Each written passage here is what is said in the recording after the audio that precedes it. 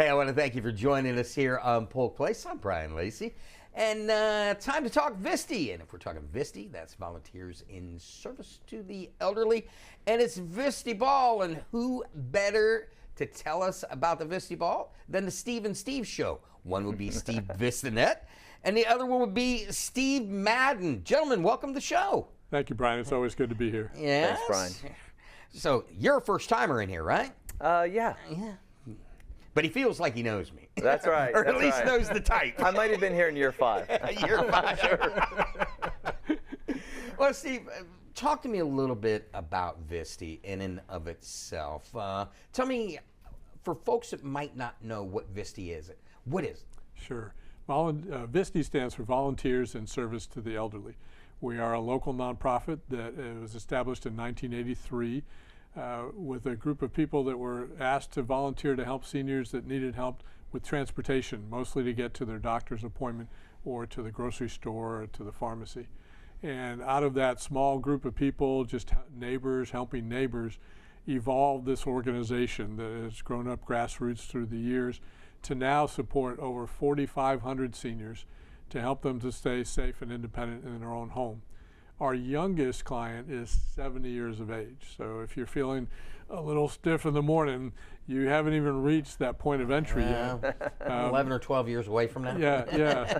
But our eldest earlier this year celebrated her 108th birthday.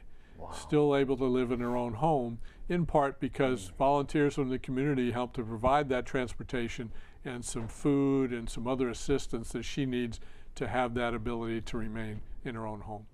Being a nonprofit, talk about the importance, not only to the individual, but to the community, where we're able to keep these folks in their own homes, and they're self-sufficient. They just need a little help here and there, and what you guys do is kind of fill that gap. We aren't able to meet everyone's needs because obviously some seniors need additional care, and we don't provide the health care that some need. But the vast majority of the folks that we ask, if you have a choice of staying in your own home or moving into institutional care, people prefer to stay in their own home.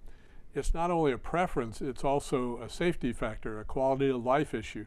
When you are familiar with your surroundings, even as your eyesight might diminish or your sense of balance might be off a little more than it was, the familiarity of your home is the safest place for you to be. So to the extent that we're able to assist people to remain in their own home a little bit longer, that not only improves their quality of life, but the method that we use at VISTE is by engaging the community through volunteers. And that brings people from all over the community to help others in their time of need, which strengthens our own community fabric and continues that volunteer ethic going forward for years to come. Steve, in strong economic times and in weak economic times, we heard it in the opening, fundraising is the lifeblood to any nonprofit. Talk about what fundraising helps you do. Well, the folks that we're serving are all low or very low income for the most part, so we do not charge for any services. And as a result, our budget this year is about $1.7 million plus in-kind donations of another $500,000. All of that has to be paid for somehow. And we are blessed to have a community that's embraced VISTE for many years. And this year, with the summer months are normally kind of a slow time, but we had the 2 hurricanes here in October, the national election in November. Our fundraising was just down for 5 months, and we're really behind this year, frankly. So we're looking forward to being able to engage the community again in the end of the year and in the early part of the new year with the VISTEBall event to get us back on track, because we have more seniors asking for help now than ever before. This past couple months, we had over 90 new client applications each month. And when I started in this position almost 10 years ago, it was less than half that. The numbers of people moving into our county are growing. Everybody knows that. But the numbers of seniors are also growing as more and more people reach that age of retirement. So the demand continues to grow at a very, very fast rate. As Steve Bissonette said, VISTEBall is the biggest fundraiser for Visti, and the man that's been part of it for the last 20 years as the chairman is Steve Madden. Now, without VISTEBall, how did you get involved in Visti? So, Brian, it was about 21 years ago that I was asked to join the board, and was born and raised here, knew about Visti, had served on United Way and Lighthouse and some other boards, but was asked to join the board and then quickly became involved in one of the fundraising committees. When you say quickly, is that like voluntold? Kind of, yeah.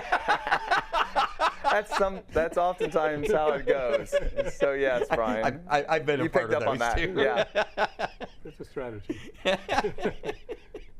So when you got involved with VISTEBall and became the chairman, you've seen its growth over the last 20 years. And when you're doing fundraising for nonprofits, you got to do something cool, because people have got to make a choice where they're going to spend their money in times like now. So talk to me a little bit about what it takes to put on an event like this. Yeah, so Brian, great question. I guess if I go back just a little bit, when I joined the board, we were currently doing an event with Joe Nemechek, and it was in the Speedway in North Lakeland. He wasn't going to be able to do it anymore, and that was kind of the committee to say, hey, what do we do next? First of all, Visti's we're celebrating our 41st year, and so it's a brand that's known, so that's not difficult. I think the challenge in our market is a lot of people do what the proverbial rubber chicken dinner. Yeah. You know, they get together and they have a pledge card and everyone signs up. And so 21 years ago when we said, what do we do that's going to bring awareness to the Volunteers in Service to the Elderly mission, we came up with it was interesting. I was on a business trip out west and I was at a PGA show, and they were using these birdie balls to chip and simulate golf swings. And I started talking to the individual there, and he said, hey, John Elway and a group of people out here in Denver raise a lot of money, $500,000 in an evening for charity using this birdie ball. So knowing that I was going to have to report back for an idea the following Tuesday, I came back with this birdie ball. And everyone said, great, let's do it. And I thought, I have no clue what we're going to do with this birdie ball.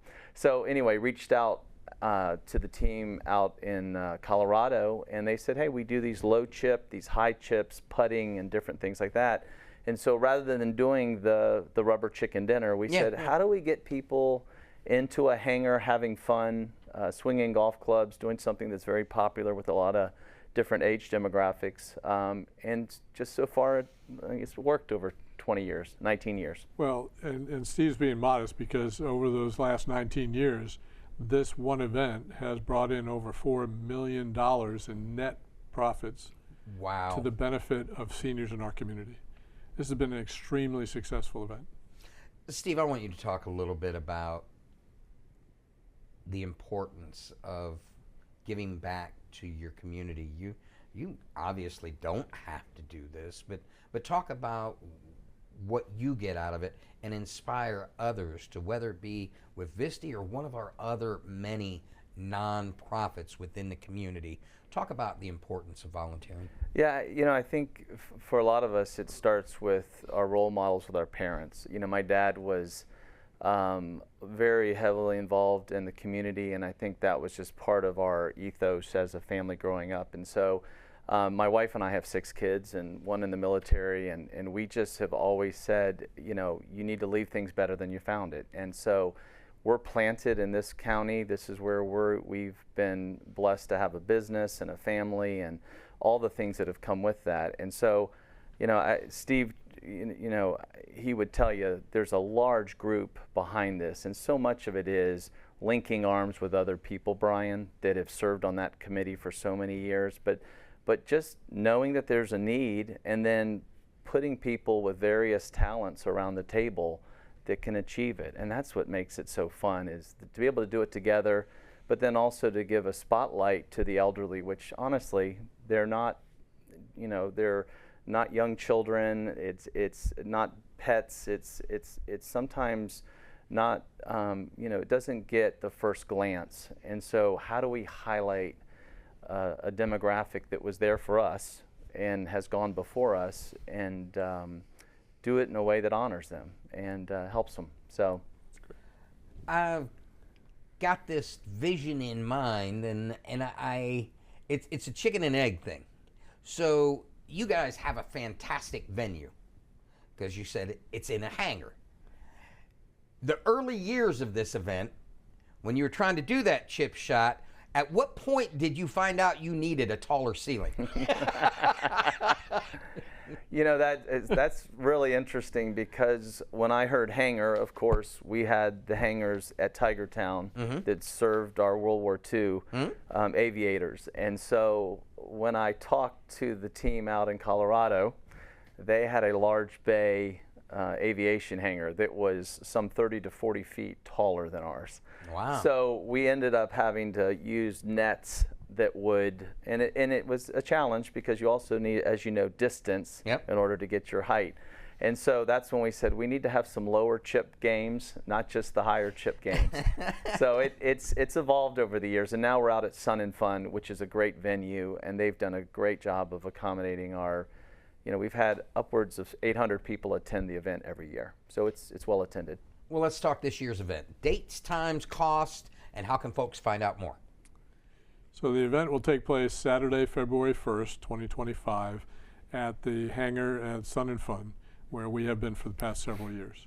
That works extremely well for us, and people seem to enjoy the opportunity to have a large group together. For the 20th annual, which is this coming year, we're kind of shaking things up a little bit, redesigning the layout, moving some of the food venues around. We'll be introducing some new games of chance. So oftentimes the golfers are one half of the couple. Yeah. So one's off golfing, the other's kind of like, what do I do? So we're going to increase the options for people to get involved in other games as well. There'll be adult beverages, so it is for 21 and over. Yeah. But it has you'll have a chance for food, for sit-down meal if you want to do that, but we'll also have feeding stations for people that want to just keep moving around the venue. There'll be auction items that'll be online, available in advance of the event, but also present the night of the event to physically see. And it's a high energy kind of evening. As Steve said, 500-600 of your favorite friends all together for. If you've been to Family Fun Center or Chuck E. Cheese, it's a little bit like Chuck that. E. Cheese for adults. For adults. Oh yeah. Okay, so that's kind of. And we do have a 60-foot putt for a chance to win $10,000, which is also we've never paid it out in 19 years, but we've had some just lip out, barely miss the hole. So we've had some. We're hoping to pay it out this year. Well, Steve, Madden, we've got about 30 seconds left. What I want you to do is inspire those that have never been to make sure they make it, and those that have been there several times, make sure they make it back. Yeah, I would just say that if you're looking for an event, it's $50 per ticket. Up until the end of the year, we're celebrating our 20th annual, so we're going back to our original ticket price, so we're dropping the price down a little bit. But if you're looking for a great night out with your spouse, your friend, some coworkers, it's a great place to be. You don't have to be a golfer. You just want to come out, support a great cause, and it's usually a nice, cool evening. You don't have to wear knickers if you play golf. You can come as you are, but it's going to be a great one. We're going to raise a lot of money for a great cause. See how fast 10 minutes goes, guys? Yep. Well, let's see. I think you should come back and see me before the event next year in November. Let's talk just kind of basic stuff, see if we can have some more people volunteer for you, help out with you, and maybe even, help this guy with this big event that he's got coming along for next year. So, guys, come back and see me again soon. Will you please? We'll do it. We appreciate it, Thank you, Brian. Thank you.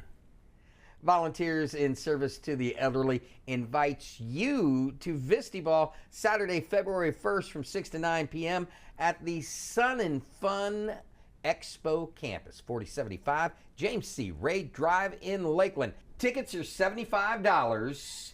If you purchase them before the end of December, they're only $50. And they're available online to the day of the event. Now, this is their signature annual fundraising event. This popular golf-themed event features a variety of games, food, and drinks, and prizes, and much, much more. All for a great cause, helping local seniors in need. No black ties needed. Dress comfortably in casual attire. Now, if you need details, information, anything whatsoever, go to VISTE.org or check them out on Facebook at Viste Lakeland. If you enjoyed that episode of Polk Place, I invite you to like, share, and subscribe to the channel, and even check out the next one.